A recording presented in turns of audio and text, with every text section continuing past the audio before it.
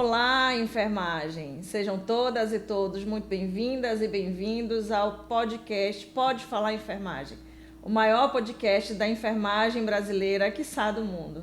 Eu sou Daniele Cruz, eu sou enfermeira, atualmente eu sou coordenadora do Núcleo de Educação do Conselho Regional de Enfermagem do Pará e a gente tem a grande satisfação de receber esse podcast na edição Pará. E eu estou aqui hoje recebendo um companheiro, meu colega, meu grande admirador. Eu tenho, na verdade, admiração por ele. Eu sempre digo, eu sou militante do SUS, defensora do SUS, mas ele foi um expoente do SUS. Ele estava ali naquele processo de pensar sistema único para toda a população lá na década de 80. Antes disso, inclusive, né, Paulo? Paulo é psicólogo, ele é professor da Universidade Federal do Pará e a gente está aqui recebendo ele hoje, não à toa, estou com essa minha camisa de nortista, com o meu colar indígena, para a gente falar sobre os desafios da saúde na Amazônia. Nós estamos aqui num ano pré-COP, dessa maior conferência sobre mudanças climáticas do mundo, realizada pela ONU, a Organização das Nações Unidas, e a gente precisa debater também saúde na Amazônia, não apenas no âmbito de COP, mas a gente precisa aproveitar esse gancho. Paulo, por favor, faça a sua apresentação aqui para aqueles que estão nos acompanhando. Olá a todos, a todas as pessoas que nos assistem. Eu sou Paulo, sou uma pessoa daqui de Belém do Pará. Minha trajetória é na psicologia, sou militante do Sistema Único de Saúde, me defino assim. Sou professor há alguns 30 e poucos anos da Universidade Federal do Pará. E tenho me dedicado nesse tempo inteiro aí da defesa da vida e da saúde, eu tenho me dedicado muito a tentar compreender os desafios da saúde na nossa região, não só no estado do Pará, mas também na região amazônica.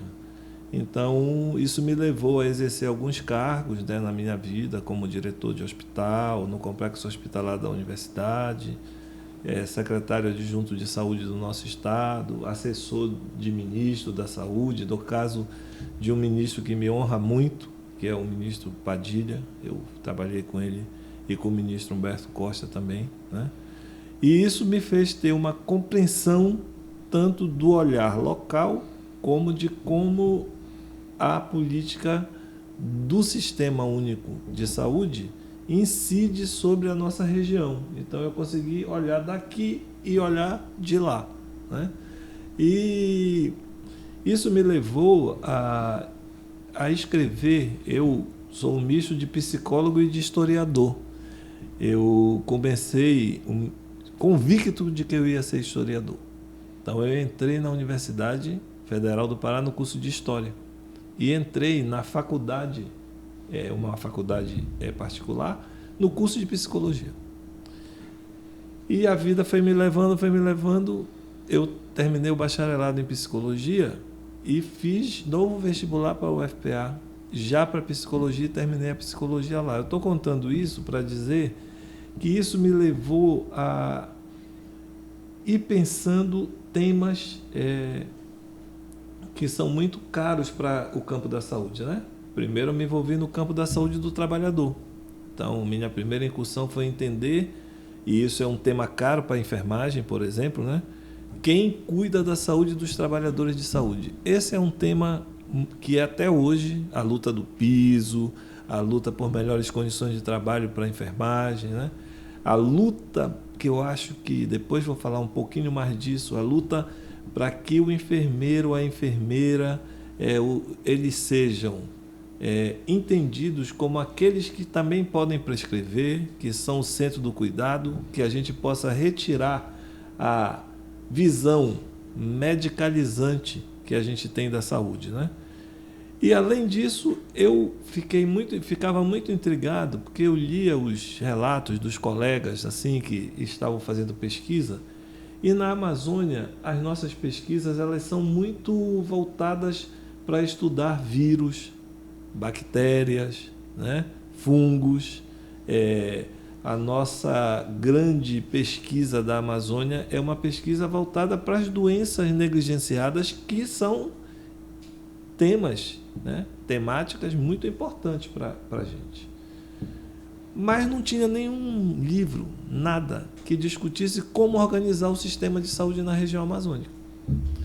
E eu me coloquei essa missão. E então, em 2002, quando eu entro no meu doutorado, esse é o tema da minha tese de doutorado, né?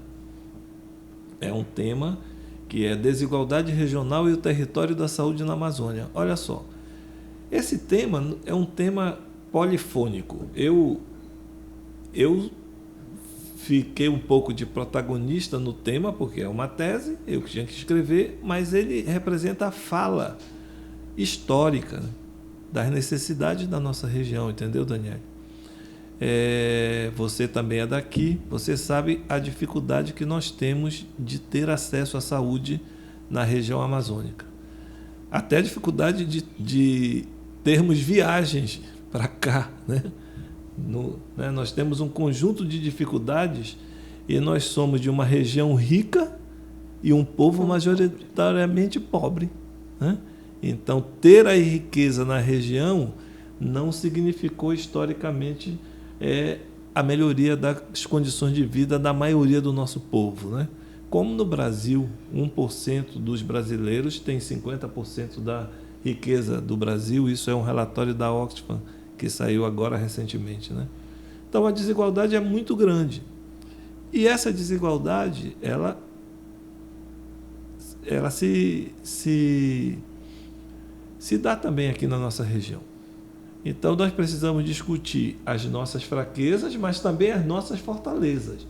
Porque muita gente fica dizendo que na Amazônia nós só temos dificuldades. Não, nós também temos vida inteligente na Amazônia. Essa frase eu costumo dizer sempre, porque muita gente olha para os amazônidas e acha que os amazônidas não são capazes de pensar no seu próprio tempo, de pensar na sua própria história, de buscar saídas para incluir definitivamente a Amazônia no desenvolvimento econômico e social do Brasil.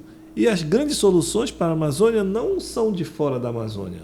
As soluções de fora são geralmente para se beneficiar das coisas da Amazônia e não deixar nada na Amazônia, né? A professora Ima Vieira, ela fala de um tema que é preciso amazonizar a política brasileira, né? Então, nós precisamos amazonizar o SUS brasileiro, né? Trazer o SUS para perto da gente. Uma política de assistência, né, para a Amazônia. Isso. E, Paulo, eu não falei, mas o Paulo ele é especialista, ele é mestre e doutor em saúde coletiva pela Escola Nacional de Saúde Pública da Fiocruz e é filho também, né, de uma enfermeira que não está mais entre nós, mas uma grande enfermeira, né, aqui do nosso estado. Então, o Paulo também ele tem um conhecimento ali. Dona Edna. Dona fez Edna. mais de 2.000 partos na Santa Casa de Misericórdia do Pará. A gente compartilha a mesma data de aniversário, a Dona Edna. Dona Edna. E o Paulo, trazendo toda essa experiência dele, a gente discute muito em cima do que está falando, de vez em quando a gente troca algumas ideias, a gente precisa parar de ser objeto de pesquisa, né, Paulo? A gente sempre fala isso.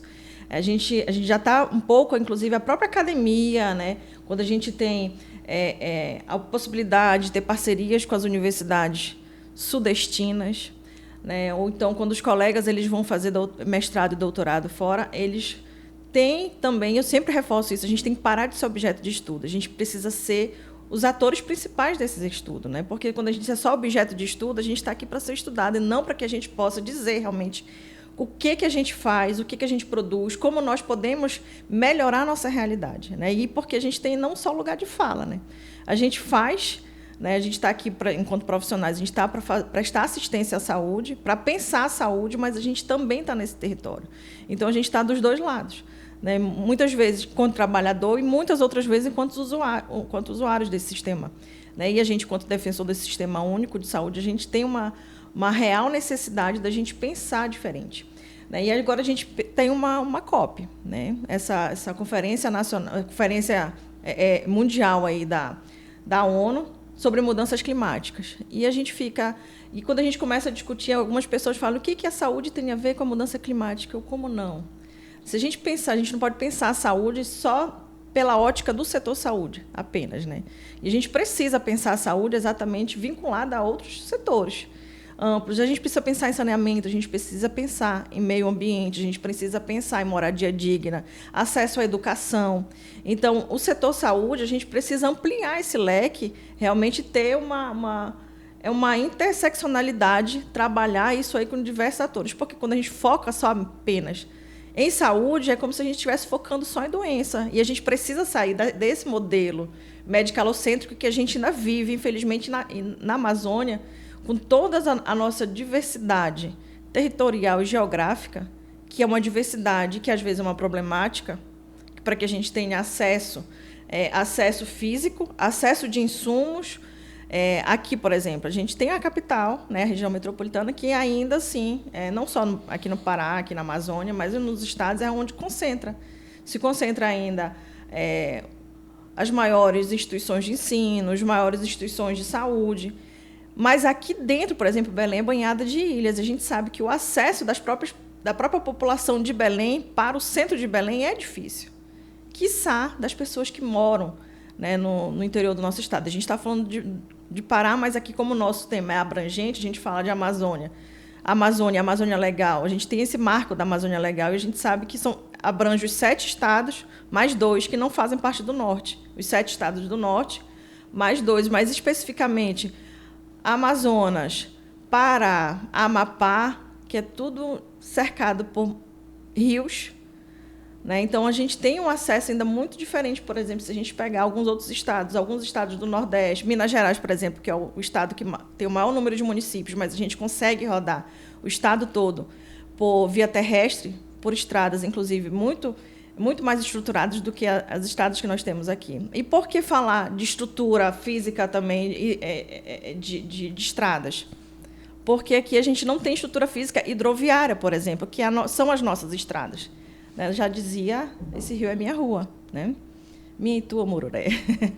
Então, a gente precisa pensar em como toda a logística dessa cadeia, né, da rede assistencial. Então, a gente tem um desafio muito grande, que não é de hoje, que é conhecido da gente há muito tempo, né? Inclusive, quando tu estivesse no Ministério, quando passaste pelo Ministério, foi uma luta tua, inclusive, para a gente ter um financiamento diferenciado, né? Porque tudo se passa por financiamento, e a gente tem que bater nessa tecla de financiamento, realmente, que a gente precisa pensar a Amazônia de uma forma não igual como a gente pensa os demais estados, né? Por conta da nossa peculiaridade também, mas a gente precisa pensar a Amazônia também na ótica do povo que vive a Amazônia. A gente não pode pensar a Amazônia apenas na mata, mas a gente precisa pensar no povo, o povo das águas, das florestas, do campo, e o povo também da área urbana, né? Que a gente precisa pensar a Amazônia dessa forma.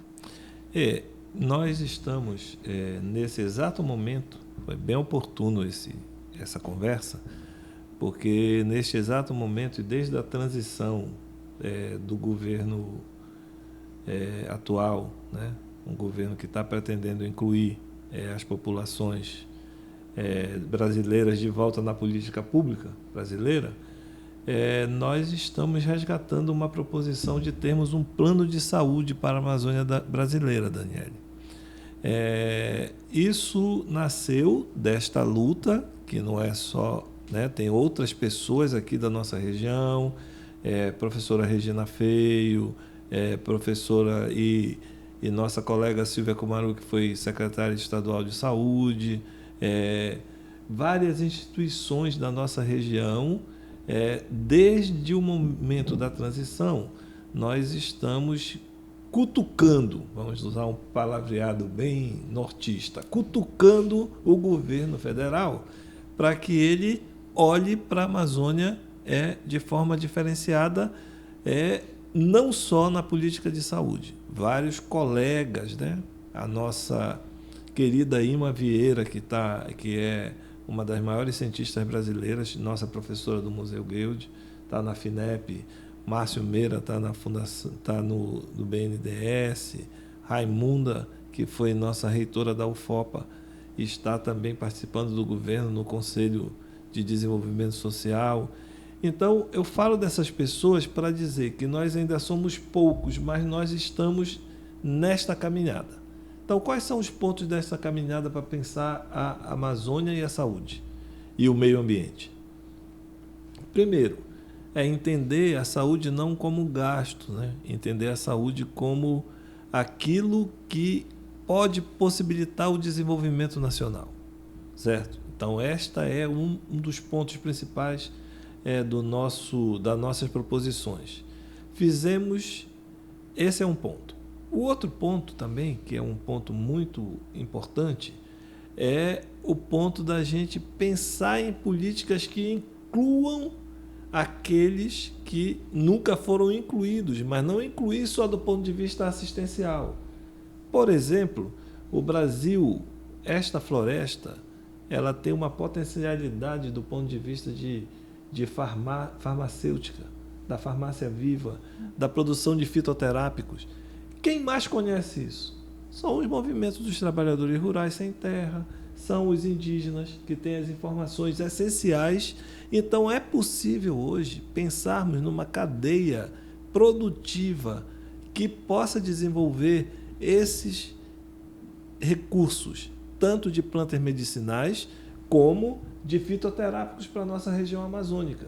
Então, isso poderia incluir, gerar emprego, gerar renda. É a ideia da biotecnologia, mas é a ideia também de que a gente possa entender aquilo que a gente não entende, que é o uso das plantas medicinais e dos fitoterápicos. No Sistema Único de Saúde, a gente já pode prescrever fitoterápicos. E aí voltamos para um tema da enfermagem nesse ponto. Mas se o remédio hoje é prescrito por quem não acredita em fitoterápico, que não foi formado para isso, e nós não podemos fazer saúde sem médico, mas os médicos não sabem tudo da saúde, né? Então a gente precisa colocar outros prescritores que estejam mais perto desta desmedicalização da saúde, entendeu, Daniele? Eu acho que isso poderia ajudar muito, né, o desenvolvimento tanto de uma saúde única, de uma visão mais integrada de saúde, né? Uma visão que contempla o meio ambiente e a saúde humana, a saúde animal, né? Contempla o bem viver. Então, esse plano de saúde que a gente está pensando, tem várias instituições, a universidade com a gente participando, né? Federal do Pará, a Fiocruz, com as 2 unidades dela, aqui, que são a unidade de Manaus e a unidade de Rondônia, o Evandro Chagas, o Centro Nacional de Primatas. Então, existem nesta posição cientistas, pesquisadores, movimentos sociais, gestores, os conselhos municipais de saúde. Anteontem, nós terminamos a 2ª rodada para fazer uma avaliação do que neste ano foi construído para a saúde da Amazônia por parte do Ministério da Saúde, certo? Nós reunimos em Manaus 180 pessoas. E o nosso diagnóstico alguma coisa já foi feita, mas ainda não é o suficiente. E nós achamos e incidimos e fizemos uma carta lá em Manaus para que nós tivéssemos um comitê de assessoramento à ministra da Saúde, Nízia Trindade. Entendeu? Porque a gente sabe que o volume de questões que a nossa ministra tem, e ainda bem que Lula escolheu uma pessoa técnica que gosta de... uma mulher técnica que gosta de desafios, né? Que é uma coisa muito importante. Mas nós precisamos fazer com que ela escute a nossa região. E esta carta foi ontem protocolada para a ministra. E nós queremos que este comitê ele seja um comitê que dialogue também com a Casa Civil, com a Secretaria Geral da Presidência da República e com a Secretaria de Relações Institucionais, onde está o ministro Padilha. Por quê? Porque nós queremos que esse debate chegue ao presidente. O presidente parece que já entendeu, ele fala bastante de Amazônia, né? Eu acho que nesse mandato é o mandato que o presidente fala muito de Amazônia. Mas, às vezes, o governo precisa falar mais, precisa fazer mais. Certo? E, para isso... Não basta só falar, né? Não basta só falar, precisamos de ações. Né? Já tivemos uma que foi muito importante. A Amazônia sempre reivindicava que a vacinação nossa fosse antecipada, para que a gente pudesse ser vacinado antes do inverno amazônico. E a gente era vacinado no mês de maio. Junto com todos os demais. O ano passado, nós já fomos vacinados prioritariamente na região amazônica em relação às demais populações brasileiras, né? Então, já tivemos isso. Existe um conjunto de portarias do Ministério da Saúde que também já fazem uma certa diferenciação naquilo que nas políticas de saúde, né? Nós temos políticas diferenciadas para serviço de urgência e emergência, para atenção domiciliar, né? Mas isso ainda é insuficiente do ponto de vista da gente buscar os vários arranjos necessários, né? Por exemplo, nós não temos uma Amazônia, nós temos várias. Tem a Amazônia das Águas, tem 29 milhões de pessoas que moram nas cidades. As pessoas que não conhecem a Amazônia não sabem que a principal favela da Amazônia não é no Rio de Janeiro. A principal favela do Brasil não é do Rio de Janeiro, é em Belém do Pará. Isso são os últimos dados do último censo, que diz que as pessoas que estão em situações de favela, que agora é o nome que se usa, né? Voltamos a utilizar favela e não mais comunidade.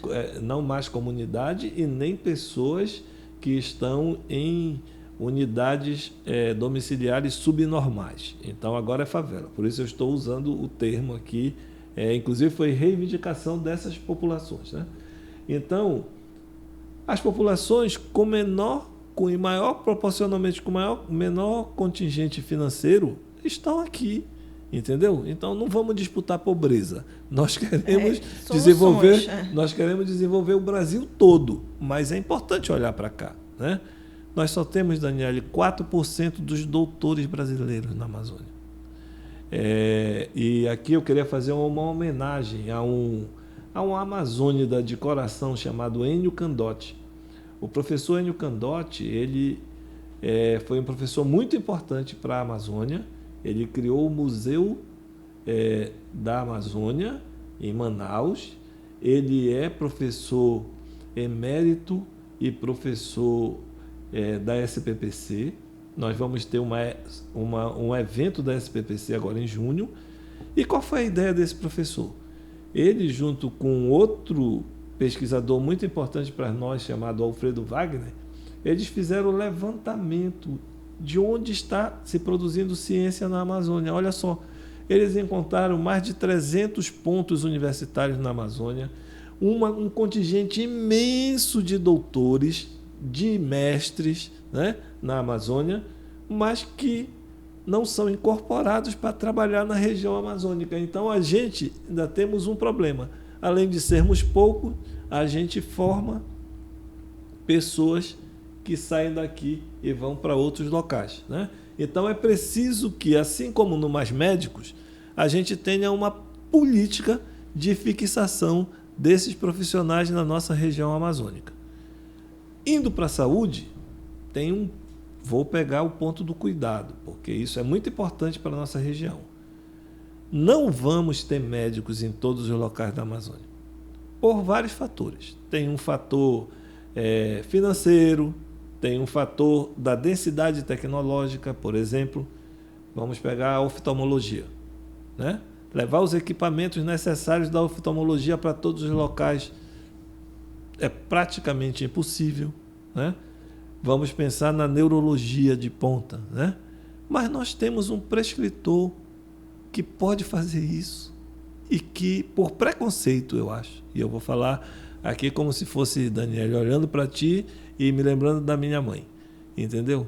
Um prescritor que pode fazer isso, que é um enfermeiro, que pode fazer o que a gente fala do SUS. A gente diz que o SUS pode resolver 80% das coisas na atenção básica, mas a gente não deixa o enfermeiro prescrever quando ele pode prescrever. Na Europa, Daniele, a enfermagem aqui já é o centro, mas lá é a hegemonia da profissão da saúde. As pessoas são vistas pelo médico naquilo que o médico é necessário, entendeu? Né? O farmacêutico tem que vir... O farmacêutico é antes do médico, mas quem prescreve o remédio é o médico. Olha, quem formula o medicamento, e eu vou pegar esse ponto aí, é o farmacêutico, mas não pode prescrever, né? E tem, até pode legalmente, o enfermeiro pode legalmente, mas a forma como se arquiteta o sistema não permite centraliza isso. Centraliza na figura do médico, né? E eu não estou falando aqui contra nenhum colega médico, eu tenho colegas maravilhosos médicos e sou oriundo de um hospital universitário onde tem muitos médicos batalhadores, trabalham no SUS, no sistema público, mas eles mesmos reconhecem que eles não dão conta de fazer tudo o que é necessário. E é muito importante que a gente tenha, por exemplo, eu estou falando do cuidado. E o cuidado não é só a prescrição de medicamentos, né? Mas o acolhimento. A enfermagem está em todos os locais da Amazônia. E a gente precisa ter essa noção de equipe. Assim como nós já consolidamos no Brasil a ideia de atenção primária e de uma atenção secundária especializada fora do hospital, nós agora precisamos consolidar a ideia de que a saúde não pode ser médico-centrada, porque nós temos um conjunto de saberes e de conhecimentos que vão para além da profissão médica, né? Vamos pensar, por exemplo, no que seria da gente sem um fisioterapeuta na pandemia da Covid, né? Esse profissional se revelou como um profissional essencial para a nossa saúde, pensando do ponto de vista do profissional, né? Então, Daniele, a mudança no cuidado, a mudança nessa perspectiva do desenvolvimento, pensar a saúde como um desenvolvimento do Brasil, incluir a saúde no desenvolvimento do Brasil, ela já é de fato. Se nós olharmos para o complexo industrial da saúde brasileiro, a gente só perde para a produção de armas. Nós somos o segundo maior que emprega e o segundo maior que incide sobre o PIB brasileiro, se juntarmos a indústria privada e a saúde pública com as compras nacionais e a indução das políticas das compras nacionais na área da saúde. E é interessante, Paulo, a gente falar também, por exemplo, a gente tem as práticas integrativas e complementares em saúde, que já está inserida no Sistema Único de Saúde. E quando a gente vai analisar, vai conhecer um pouco mais das práticas, né, a gente fala muito, foi muito falado, foi dada uma abertura, por exemplo, para a medicina tradicional chinesa, que tem algumas práticas que fazem parte do escopo de práticas integrativas, mas a gente também tem práticas que estão muito relacionadas ao conhecimento dos nossos povos tradicionais, né, os povos indígenas. Quando a gente fala de aroma, né, quando a gente fala o quanto que a gente tem de recurso aqui da Amazônia que a gente, enquanto profissional de saúde, ainda pouco utiliza, quando fala dos fitoterápicos. E é importante a gente falar disso, porque a gente tem um conhecimento de academia, mas a gente também tem um conhecimento dessas populações, né, que a gente precisa também agregar. E é importante, exatamente, quando a gente pensa em saúde, a gente saber que a gente está pensar em saúde só não do eixo realmente academicista, mas a gente precisa pensar a saúde também para quem está incluso a população. E não olhar a nossa população ribeirinha, das águas, das florestas, como só o doente, né? Só o doente, exatamente. Né? O que a gente pode agregar? Né? E quando a gente fala exatamente de prescrição e do cuidado, a gente sabe que, por exemplo, Pará, 144 municípios. A gente sabe que nesses 144 municípios, muitas das vezes, a gente não tem um profissional médico, muitas das vezes não. Sua grande maioria, a gente não tem um médico, a gente não tem um fisioterapeuta, a gente não tem o odontólogo. Se eu falar em fonoaudiólogo, que eu acho que é dos profissionais da área da saúde, que é mais difícil a gente ter realmente, a não ser nos grandes centros, mas a gente tem um profissional de enfermagem. A gente tem uma técnica, um técnico de enfermagem, a gente tem um auxiliar de enfermagem, a gente tem uma enfermeiro. E olha que eu digo que muitas localidades, que é algo que o Conselho Regional de Enfermagem vem tentando numa luta para combater realmente isso, que é o exercício ilegal ou o exercício irregular, quando a gente não tem também o enfermeiro durante toda a assistência de enfermagem, porque o técnico de enfermagem não pode ficar desassistido, mas a gente tem município, infelizmente, que só mantém o técnico de enfermagem. Ainda mais que a gente tem um município no interior e ainda tem as zonas rurais nesse interior, de difícil acesso, que se mantém só um técnico de enfermagem. Então, é algo que a gente vem combatendo do exercício legal para manutenção realmente do profissional, ser garantido profissional, enfermeiro, enfermeira, durante toda a assistência de enfermagem, mas a gente sabe que tem um profissional de enfermagem ali, para assistir aquela comunidade, assistir aquela população, e que esse profissional ele faz parte daquele território, não é alguém que vai e volta, não, ele faz parte, ele está ali inserido nessa realidade, então ele tem um conhecimento também daquelas tradições, né, de saberes que é feito na comunidade. Mas de que forma a gente insere isso realmente no nosso fazer assistencial, que é o que ainda está, a gente ainda tem uma diferença, ainda um espaço muito grande. Porque a própria farmácia popular também, ela já... Popular não, a farmácia... A farmácia... que a gente falou das plantas, farmácia viva, isso. Agora já falar. Porque tem uma diferença, que a gente né? tem da farmácia viva. A farmácia viva, ela vem da agroecologia, que você vai usar a planta mesmo a gente partir... dá um corte, do corte daqui a pouco a gente vai já falar. A farmácia viva... Acho que a gente estava implantando aqui, tá da UFPA, o Marcão está lá na frente. É a farmácia viva. Viva, né? Farmácia viva, que é a que experiência é o que já foi da farmácia viva. viva. Que você planta nos quintais. Isso. E a nossa universidade faz o processo para que você comece a tomar, por exemplo, esse medicamento. Isso. Entendeu? Mas ele não passa pelo processo industrial. Sim. Ele é um processo... vamos dizer assim, de densidade, né? Você dá mais densidade àquela planta, aquele chá, certo? E o laboratório do Jurunas, que tu estás falando, estava utilizando isso. Então, quando ele tem um conhecimento, né, ele tem conhecimento de tradição, de saberes realmente das plantas medicinais, né, e a gente já tem, inclusive, incorporado isso dentro do próprio sistema, mas que não tá em todas as regiões, não está em todas as unidades, mas... A gente tem um conhecimento que está sendo desenvolvido. A própria Universidade Federal aqui já desenvolve. E a gente precisa incorporar isso também. Fazer isso, porque a gente tem a Relação Nacional de Medicamentos, a Relação Municipal de Medicamentos, mas a gente precisa pensar também nas nossas plantas medicinais, que é tão rico aqui na Amazônia também. É isso. Isso é muito importante, né? É isso que eu estou falando de cadeia produtiva.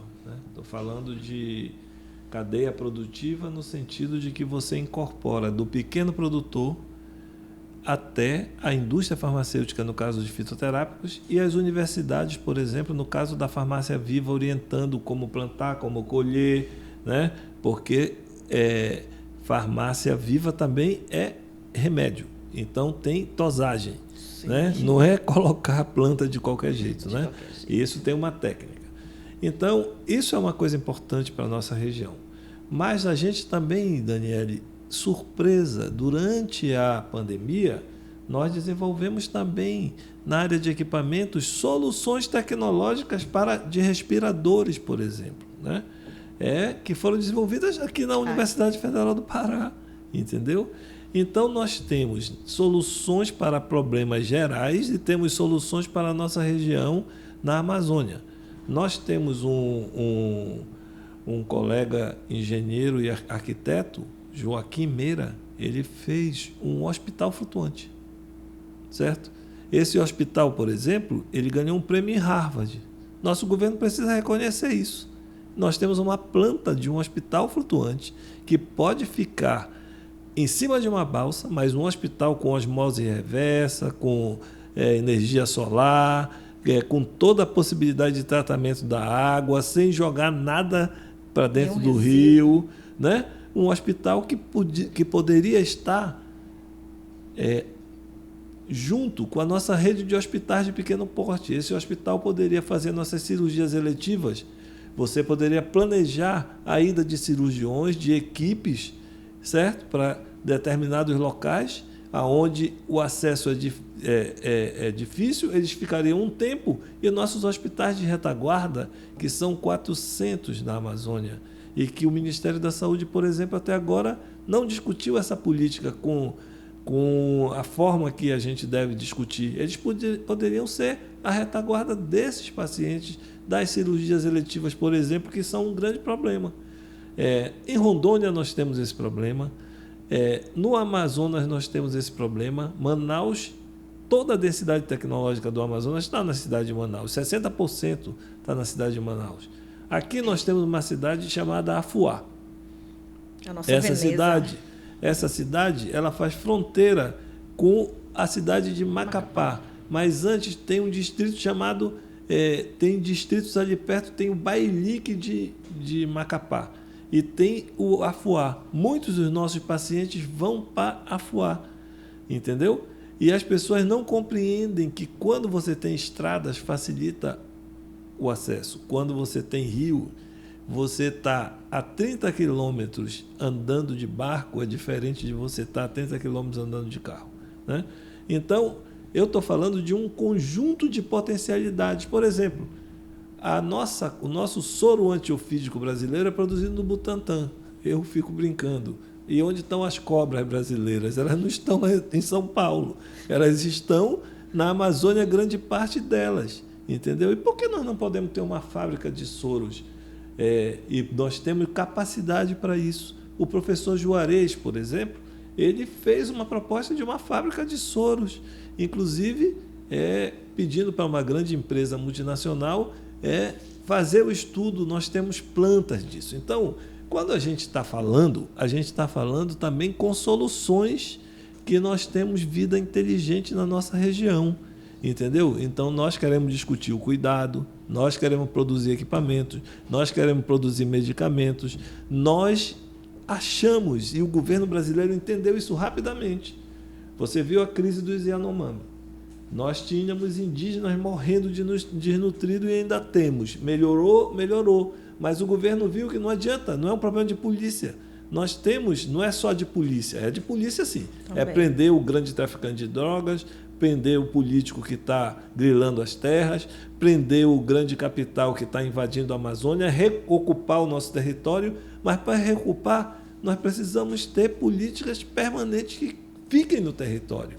Por exemplo, esse hospital flutuante poderia ser um equipamento avançado para atender aqueles indígenas que estão lá, por exemplo, em Roraima. Certo? Então, todas essas soluções, elas foram colocadas na mesa nesses encontros que nós estamos fazendo. E a gente está tudo resolvido? Não está tudo resolvido, mas tem muita solução. Mas isso tem que ser imediato. Imediato é começar agora, porque nunca nós começamos. Né? Então, eu vi outro dia o governador de São Paulo e o presidente da República discutindo 5 bilhões para fazer um túnel entre Santos e Guarujá. Deve ser bem importante para São Paulo esse túnel, né? 5 bilhões de reais, certo? E para as nossas soluções aqui na Amazônia, a gente não pode também fazer uma discussão de ter um aporte financeiro significativo para que a gente possa ser incluído do ponto de vista assistencial e do desenvolvimento econômico? Esta é uma pergunta que a gente tem que fazer, certo? É verdade que o SUS ainda é subfinanciado, mas é verdade também que nós podemos dirigir parte dos recursos para a nossa região e nós sabemos e queremos nos aliançar, porque parece que o mundo entendeu que a Amazônia, as florestas africanas que estão no Congo, né, a Pan-Amazônia, parece que elas importam para o mundo. Então, se elas importam para o mundo, as pessoas que vivem nesses territórios têm que importar para o mundo. Nós temos que garantir a felicidade delas. Certo? Eu nem vou brincar com esse programa aí nacional. A gente não é só planta, e ainda que as plantas para brincar com o programa nacional, que fica calado. É importante a gente falar exatamente, a gente fala das plantas medicinais, mas a gente fala da biotecnologia, a gente fala de ciência realizada na Amazônia. Isso. Né? Então a gente fala da importância de investimentos nisso, porque a gente não vai fazer isso aqui de forma empírica, né? A gente não quer pensar soluções de forma, eu acho que é isso. Não, porque a gente está estudando isso. E a gente estuda fazendo, né? E a gente estuda também vivendo, né? Vivenciando isso. Então, é importante que a gente lute cada vez mais por financiamento para que a gente possa desenvolver tecnologias aqui na Amazônia, criada por pessoas da Amazônia, voltadas, né, para essa população, porque a gente entende a nossa realidade, que é quando a gente deixa de ser objeto de estudo, exatamente porque a gente tem pessoas, a gente tem vida, a gente tem ciência, a gente tem conhecimento, a gente tem inteligência na Amazônia. Né? Vir só pessoas de fora e pensar soluções para a Amazônia trazer algo montado, façam dessa forma e sem ouvir o povo que está aqui, né? E o povo que está aqui inclui nós estamos incluídos nesse povo, né? Enquanto profissionais da saúde, e a gente pensar em soluções exatamente. Pode vir pessoas de fora? Pode, mas desde que nós sejamos ouvidos. E a gente seja os atores principais disso, para que a gente possa pensar a solução. E solução de biotecnologia, quando a gente fala de... Eu estou falando das plantas medicinais, porque a gente tem indústrias aqui, indústrias que vieram de fora. A Natura se beneficia totalmente. Totalmente daqui. Aí a gente quer daqui, a gente não dá o nosso devido valor para Andiroba, para Copaíba, para todas as outras. Mas vem uma indústria de fora, né, faz disso aqui o cosmético e toda a população de todo o território nacional compra. Inclusive nós, que a gente não dá valor àquilo, a gente vai e compra. E é algo que a gente já faz.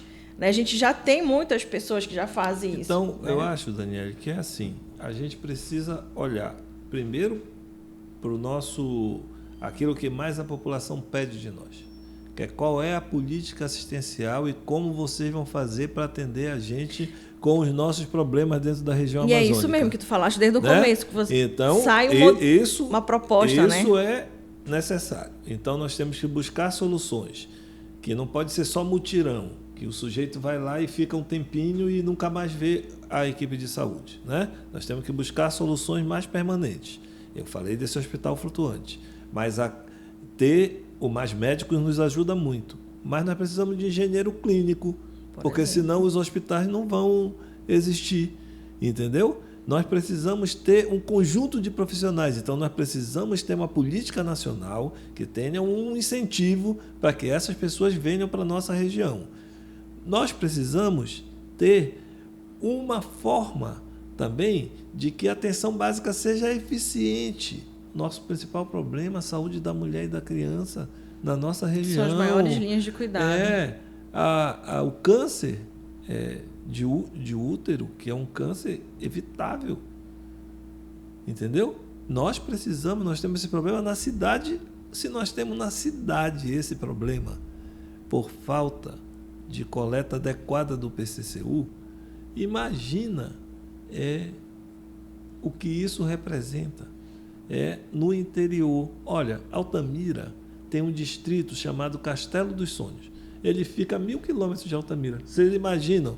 Assim, ele fica entre Altamira e Santarém, né? Ele fica mais perto do Mato Grosso, que também é um estado amazônico. Uhum. Né? Então, você imagina, os médicos brasileiros, a saúde brasileira ainda está muito concentrada nas cidades acima de 50 mil habitantes. E a maioria das nossas cidades são abaixo de 50 mil habitantes. Né? Então, nós precisamos ter uma política para levar os profissionais para essas áreas. Diferente do banco, que você pode ter um prédio, colocar fibra ótica, uma máquina lá cheia de dinheiro e dizer banco, na saúde você pode ter toda a densidade tecnológica possível, com os equipamentos modernos, todos que você quiser, mas você não pode dizer saúde se não tiver um profissional de saúde. Né? Mas a nossa realidade é um pouco diferente. A gente tem um profissional e a gente não tem a estrutura. Né? Muitas das vezes, nessas regiões mais longínquas aí do eixo. Né? O Canadá resolveu isso, Daniele, com avião. Certo? No Alasca, como é que você vai ter equipamento de saúde? Eles também têm esse problema com populações. Então, eles resolveram com transporte aéreo eficiente, certo? E nós também não temos que ter a ilusão de que nós vamos ter o melhor equipamento perto de todo mundo dentro de um território. Se nós fôssemos pensar no Pará, ele seria entre a 7ª e 10ª porção de terra como território se olharmos para o mundo inteiro, entendeu? Então, estou falando do Pará, não estou nem falando da região amazônica toda. Se for o Amazonas, então está na nossa frente. Né? Então, nós precisamos pensar nisso. Então, como é que a gente aproxima as pessoas para que elas sejam cuidadas? Mas temos também a outra parte, muito importante, que é da promoção da saúde. Olha, a alimentação saudável, que é fundamental, e que ela está na vida dos nossos ribeirinhos, dos nossos quilombolas, dos nossos indígenas, ela está sendo vilipendiada pela agressão que o grande capital faz na nossa região. hoje, nossos peixes estão cheios de mercúrio. Isso são estudos que estão aí pululando na ciência brasileira. Entendeu? Então, nós sabemos o que comer, o que plantar, para melhorar, para dar bem viver, para diminuir, inclusive, a obesidade dos nossos amazônidas, né? Porque nós acabamos comendo alimentos ultraprocessados porque não temos condições de comer os nossos alimentos da floresta, entendeu? Os alimentos que são preconizados pelo Sistema Único de Saúde. E é importante tu fazer essa reflexão também da segurança alimentar, porque tem tudo a ver com essa conferência de mudanças climáticas, que tem tudo a ver com o que a gente discute de meio ambiente, né? Porque se a gente não pensar exatamente, quando falaste inicialmente das doenças negligenciadas, que sim, são mais estudadas por conta dos agentes, né, causadores, mas e que tem baixo investimento, inclusive, a gente tem mais de 30 doenças negligenciadas e a gente fala muito de dengue, né? Aqui e acolá a gente fala de toxoplasmose, né? Mas a gente tem uma gama que a gente nem... Mas tem doenças importantes como a hanseníase, por exemplo, que é um problema de habitação, que é um problema ligado de moradia à pobreza digna, de saneamento. Ora, o mundo inteiro diz que a Amazônia é o tesouro do mundo que vai salvar o planeta. Até porque não tem planeta B até agora, né? Não tem planeta B para as pessoas irem até agora. Então, sim, por isso que a burguesia internacional, e vou usar esse termo, os ricos internacionais, ainda querem preservar o nosso planeta. Porque eu sempre brinco, na hora que tiver um planeta B, talvez eles não tenham mais esse interesse esse interesse. Então, parece que se nós somos importantes para isso, né, então nós precisamos cuidar dessas populações. O debate principal no Brasil sempre foi desigualdade. Celso Furtado já dizia isso. Você pode aumentar o PIB do país, o problema não é aumentar o PIB do país, é quem se apropria da riqueza que é produzida. Como é que vai ser distribuído isso, né? Então, doenças como hanseníase, como tuberculose, várias dessas doenças, elas têm a ver com pobreza, certo? Malária tem a ver com pobreza, né? Então, oncocercose tem a ver com pobreza. Essas doenças têm a ver com pobreza. Então, é modelo de desenvolvimento, por isso que eu falo, a saúde tem que estar na pauta do desenvolvimento nacional. Ela não pode ser olhada só como um modelo de atenção e de cuidado, entendeu? Então, nós precisamos estar na pauta do desenvolvimento nacional, para que a gente possa dar esta virada. Senão, nós vamos enxugar gelo. Aí, o profissional de saúde vai ficar tratando das mazelas que o capital traz para a Amazônia.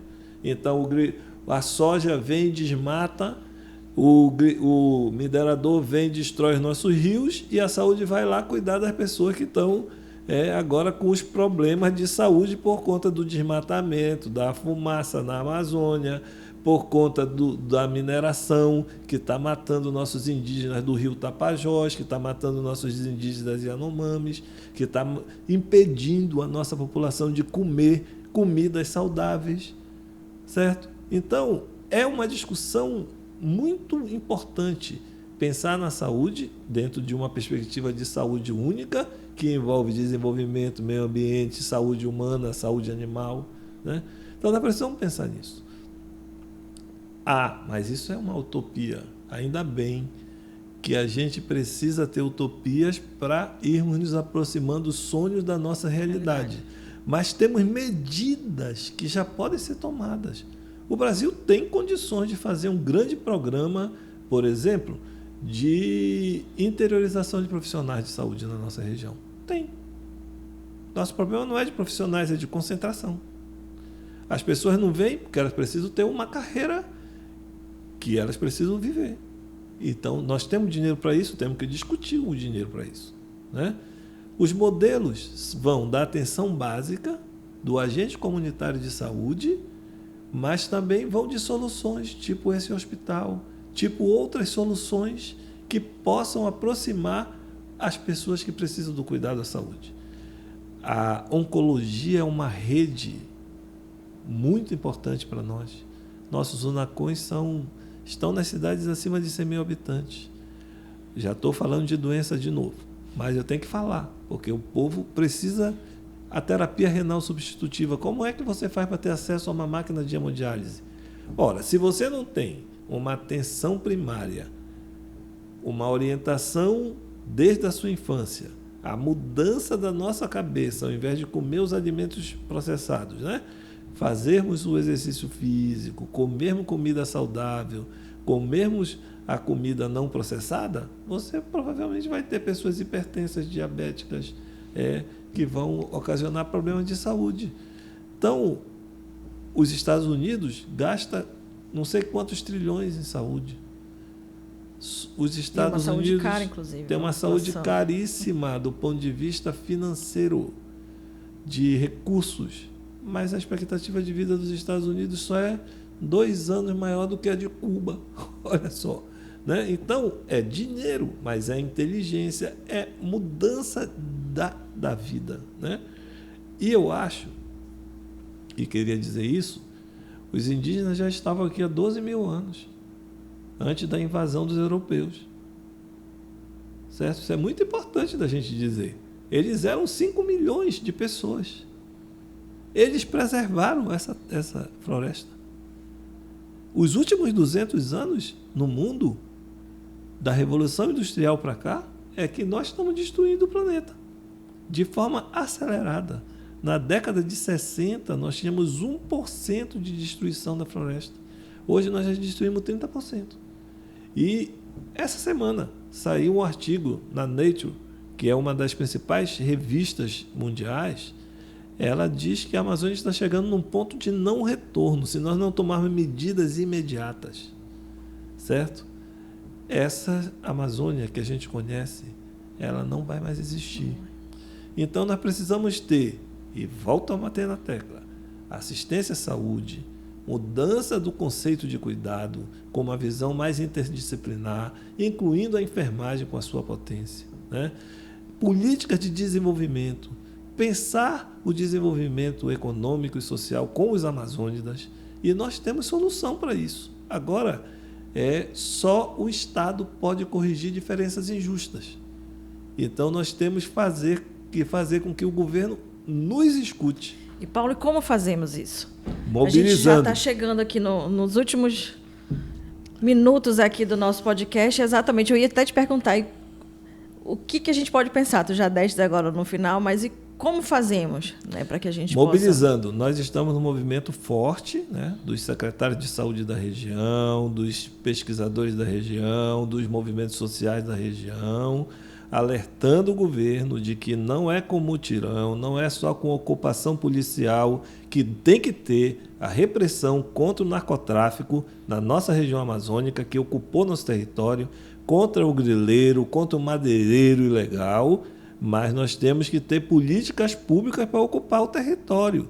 E políticas públicas com desenvolvimento tecnológico, com inserção de profissionais das várias áreas. Saúde não é só com o pessoal da área de saúde, nós precisamos de quem saiba licitar, nós precisamos de engenheiro clínico, nós precisamos de pedagogo. Então, nós temos que ter uma política pública que pense o desenvolvimento nacional de forma integrada.